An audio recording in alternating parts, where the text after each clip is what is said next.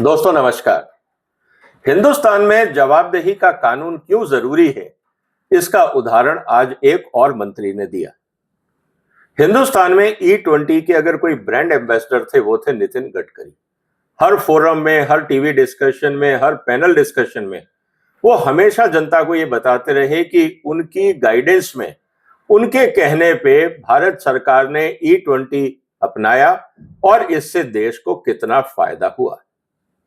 जब यह मुद्दा बॉम्बे हाईकोर्ट पहुंचा, क्योंकि उनके बहुत सारे बयान सोशल मीडिया पे फ्लोट हो रहे हैं और जब लोगों का नुकसान हो रहा है G20 से और लोगों ने गडकरी साहब को टारगेट करना शुरू किया, तो उन्होंने बॉम्बे हाईकोर्ट में यह बयान दिया, मेरा E20 से कोई लेना देना ही नहीं है। और जितने भी सोशल मीडिया पे पोस्ट चल रहे हैं, ये सब फेक हैं, ये सब जिसको आप कह सकते हैं एआई के माध्यम से बनाए गए हैं, इससे मेरा कोई लेना देना नहीं है। और जब उनके ऑफिस से पूछा गया तो उन्होंने कहा कि साहब ये तो हमारे मंत्रालय का काम ही नहीं है, तो इसमें गडकरी साहब कहां से बीच में आ जाते हैं। ये काम तो भारत के अंदर भारत की जो कैबिनेट है, जिसको चेयर प्रधानमंत्री करते हैं, ये निर्णय उसका है, गडकरी साहब का इसमें कोई रोल नहीं है। अब सवाल इस बात का है, क्या गडकरी साहब ये कह रहे हैं कि प्रधानमंत्री ने जो कैबिनेट मीटिंग बुलाई थी, उसने अनसाइंटिफिक मैनर में, इलॉजिकल मैनर में E20 को अप्रूवल दिया? क्या गडकरी साहब ये कहना चाह रहे हैं? क्योंकि भारत की अगर हम अब जो संसदीय परंपरा है, जो हमारी डेमोक्रेसी है, उसमें कैबिनेट में जो डिसीजन लिया जाता है वो सरकार का डिसीजन माना जाता है। और सरकार में कलेक्टिव रिस्पॉन्सिबिलिटी का एक कॉन्सेप्ट है। मतलब आप मंत्री होके एक सरकार में ये नहीं कह सकते कि हमें इससे कोई लेना देना नहीं है, ये तो कैबिनेट का डिसीजन है। ये इंटरेस्टिंग डेवलपमेंट आज हुआ है, जिसकी चर्चा हम आपके साथ आज और डिटेल में करेंगे। इसलिए आपसे निवेदन है कि आप इस वीडियो को अंत तक देखिएगा। कोर्ट में जो मुद्दे आए वो क्या थे, मैं आपके सामने वो ब्रीफली रखूंगा, और साथ ही अब आने वाले दिनों में क्या होगा, इस पे भी हम थोड़ी सी चर्चा जरूर करेंगे। तो उम्मीद है आप इस चैनल को सब्सक्राइब कर लीजिए और इस वीडियो को अंत तक देखिएगा। दोस्तों, जब मुद्दा गया बॉम्बे हाई कोर्ट, तो वहां क्या बयान आए, मैं पहले आपके सामने वो रख देता। सबसे इंपॉर्टेंट बात यह है कि मैं वर्बेटिम स्टेटमेंट पढ़ रहा हूं। Union road minister and highways Minister Nitin Gadkari has claimed in a proposed civil suit before the Bombay High Court that he had no role in ethanol blended petrol program or E20 initiative। हमारा उसमें कोई role नहीं है। अचानक गडकरी साहब को समझ में आया कि साहब उनका कोई रोल नहीं है, तो इसका मतलब आज तक वो जो बोलते रहे वो क्या गलत था, अनसाइंटिफिक था, इलॉजिकल था, या किसी और मंत्रालय ने अच्छा काम किया उनकी नजर में और वो उसके क्रेडिट लेने आ गए कि साहब मैं इसका क्रेडिट लेना चाहता हूं कि E20 मैंने इंट्रोड्यूस किया और भारत को कितना फायदा हुआ। क्या गडकरी साहब अभी तक जो बयानबाजी कर रहे थे, क्या वो क्रेडिट लेने की होड़ थी? इस बात को भी क्लियर करना चाहिए। साथ ही उन्होंने ये कहा कि ये जो भी बयान है, AI generated deep fake and manipulated online content falsely linking him and his family to financial gain from the policy। अब पॉलिसी तो इथेनॉल ब्लेंडिंग की है। क्या ये गडकरी साहब कहना चाहते हैं कि उनके परिवार का इथेनॉल मैन्युफैक्चरिंग, सेल या डिस्ट्रीब्यूशन से कोई लेना देना नहीं है? क्या ये एफिडेविट गडकरी साहब दे सकते हैं? क्योंकि अगर आप इंटरनेट पे जाएं, स्टॉक मार्केट में जाएं और गडकरी साहब की कंपनियों की बैलेंस शीट देखें, तो पिछले 3 साल में जिस कंपनी का प्रॉफिट 2-3-4 करोड़ रुपए होता था, वो इस समय करीब 250 करोड़ से ज्यादा का है। अब सवाल इस बात का है, ये जो प्रॉफिट आया, क्या गडकरी साहब जनता के सामने कंपनी की बैलेंस शीट रखेंगे कि क्या माल बेचने से कितना प्रॉफिट आया? क्योंकि जब तक ये क्लियर नहीं होगा, तो जो बयान दिया जा रहा है कि हमारा और परिवार का इथेनॉल पॉलिसी से या इथेनॉल से कोई लेना देना नहीं है, तो ये तथ्य भी जनता के सामने आने चाहिए।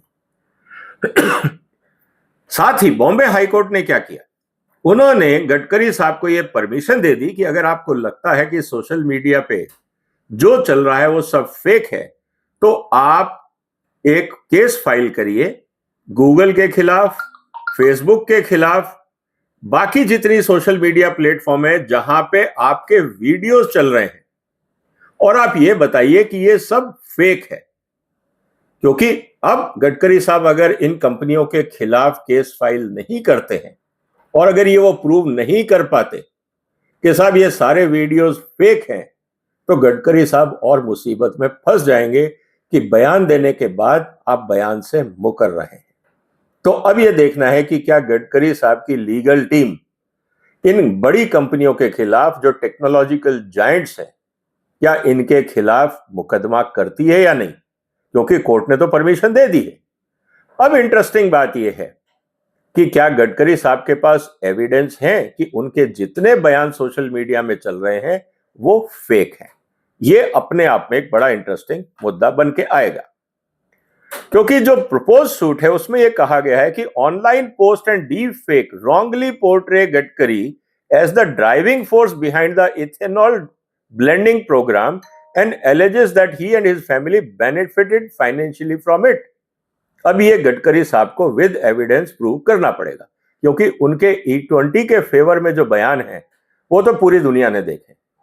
और जो फाइनेंशियल बैलेंस शीट है, जो भी लोग दर्शक इंटरेस्टेड हैं वो इंटरनेट पे जाएं, उनकी कंपनी का नाम टाइप करें और बैलेंस शीट डाउनलोड कर लें, क्योंकि इंटरनेट पे स्टॉक एक्सचेंजेस में सब जगह आपको वो बैलेंस शीट और एनुअल रिपोर्ट मिल जाएगी। आपको पता लग जाएगा कि कंपनी का प्रॉफिट कहां से कितना आता है।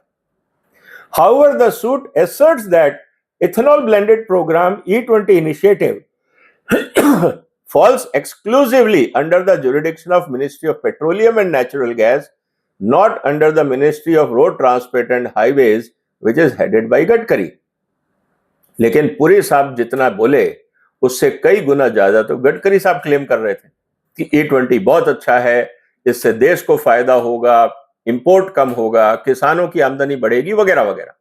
और जब उनसे पूछा गया कि E20 से एवरेज कम हो रही है, गाड़ियां जो इस समय सड़कों पे हैं वो E20 के लिए फिट नहीं है, तो उन्होंने जिस तरह के बयान दिए वो कहीं ना कहीं ये साबित करता था कि उनके पास कोई भी साइंटिफिक लॉजिक नहीं है अपनी बात को रखने के लिए, एक्सेप्ट कि वो मिनिस्टर थे और मीडिया उनको कवरेज दे रहा था। इसके अलावा गडकरी साहब ने ये नहीं बताया कि कम एनर्जी का इथेनॉल, जिसमें एनर्जी कंटेंट पेट्रोल के मुकाबले 70% होती है, मतलब 30% एनर्जी कम होती है, वो पेट्रोल के बराबर माइलेज कैसे दे सकता है।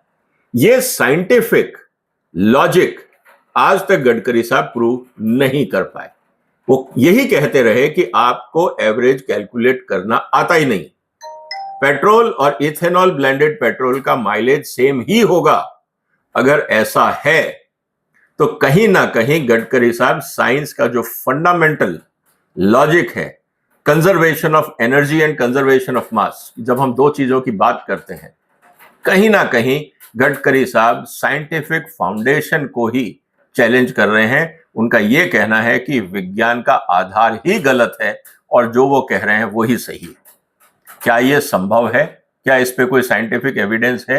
यह हमें समझना पड़ेगा। इसके अलावा गडकरी साहब के ऑफिस का यह कहना है कि साहब ये इथेनॉल ब्लेंडिंग का जो प्रोग्राम है, it was taken by the union cabinet, not by the Gadkari ministry.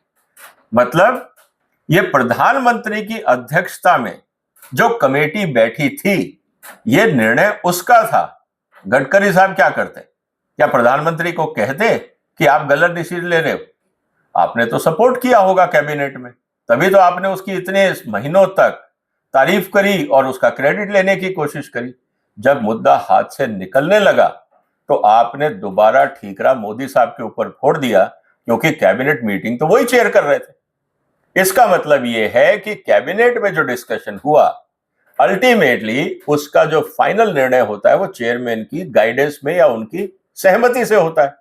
तो अगर E20 पे मोदी साहब ने पॉजिटिव निर्णय लिया कि साहब हाँ हमें E20 लॉन्च करना चाहिए, तो क्या गडकरी साहब ने अपने मिनट्स ऑफ मीटिंग में यह दिखाया कि साहब मैंने विरोध किया था, पीएम ने मेरी साइंटिफिक लॉजिक को ओवररूल किया।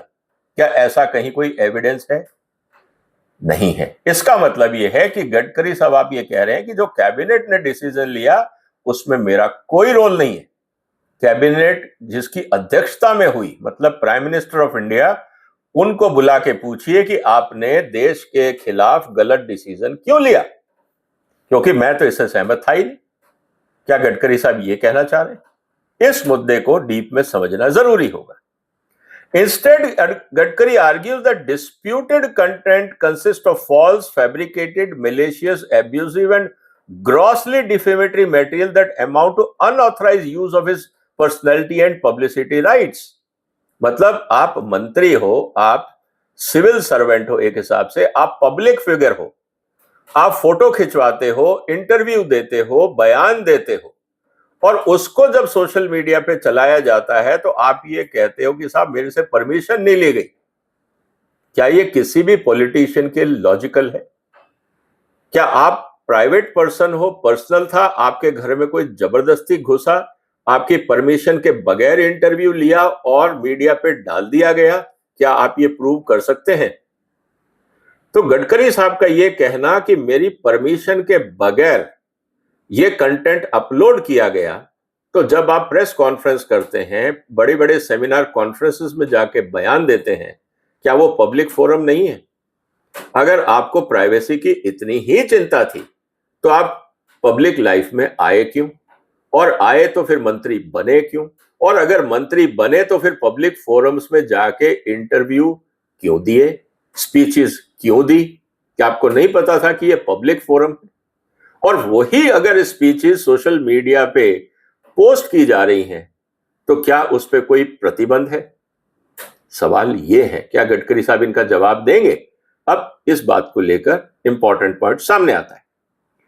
जो गडकरी साहब की तरफ से फिर यह कहा गया कि जो डिफेमेटरी कंटेंट था, it was accessible in Mumbai and elsewhere and warranted that court permission, कि साहब ये जो कार्रवाई है, ये जितने भी उनके बयान हैं इनको हटाया जाए। और जितने प्लेटफॉर्म पे गडकरी साहब के बयान हैं, जो भी उन्होंने E20 के बारे में आज तक बोला है, उन सबको सोशल मीडिया प्लेटफॉर्म से हटाया जाए। अगर काम अच्छा हुआ है, देश हित में हुआ है, लोग खुश हैं, किसान खुश हैं, राष्ट्र की तरक्की हो रही है, तो गडकरी साहब जो अभी तक क्रेडिट ले रहे थे, अब उस क्रेडिट के अपने बयानों से क्यों भाग रहे हैं? क्या अचानक उनको रियलाइज होगा कि ये ब्लंडर है और ये बयान उनके खिलाफ जा सकते हैं, क्योंकि वो साइंटिफिकली अब ये प्रूव नहीं कर पाएंगे कि जो बयान उन्होंने दिए वो गलत थे? क्या आज के बाद गडकरी साहब किसी सेमिनार में, प्रेस कॉन्फ्रेंस में, मीडिया में कोई बयान नहीं देंगे E20 के खिलाफ? क्योंकि अब तो उनको ये लगने लगा है कि कहीं ना कहीं ये अनसाइंटिफिक है, इलॉजिकल डिसीजन है। सबसे बड़ी बात, तो ये डिसीजन की अब ओनरशिप लेगा कौन? गडकरी साहब ने तो कह दिया मेरी कोई जिम्मेवारी नहीं। तो क्या प्रधानमंत्री कार्यालय ये बताएगा कि किस मंत्री ने उनको मिसलीड किया? क्योंकि प्राइम मिनिस्टर साहब तो साइंटिफिक इंजीनियर नहीं है, वो कोई साइंटिस्ट तो है नहीं। उनको तो जो आंकड़े दिए गए होंगे, रिपोर्ट दी गई होगी, उसी पे तो कैबिनेट ने चर्चा की होगी। अब सवाल इस बात का है कि कैबिनेट को मिसलीडिंग रिपोर्ट किसने दी? कैबिनेट को मिसलीड किसने किया? किस मंत्री की जिम्मेवारी है? क्योंकि वहां तो मंत्री बैठते हैं, कैबिनेट में तो मंत्री होते हैं, कैबिनेट में कोई जूनियर अधिकारी तो होता नहीं। अब सवाल इस बात का है कि अब कौन मंत्री अकाउंटेबल है देश को और प्रधानमंत्री को मिसलीड करने के लिए? या प्रधानमंत्री ने ही देश को मिसलीड किया है, सारे साइंटिफिक फैक्ट्स जानने के बाद भी गलत डिसीजन लिया? क्या गडकरी साहब ये कहना चाह रहे हैं? आपको क्या लगता है दोस्तों? क्या गडकरी साहब की इस स्टेटमेंट से मुद्दा सुलझेगा या और उलझेगा?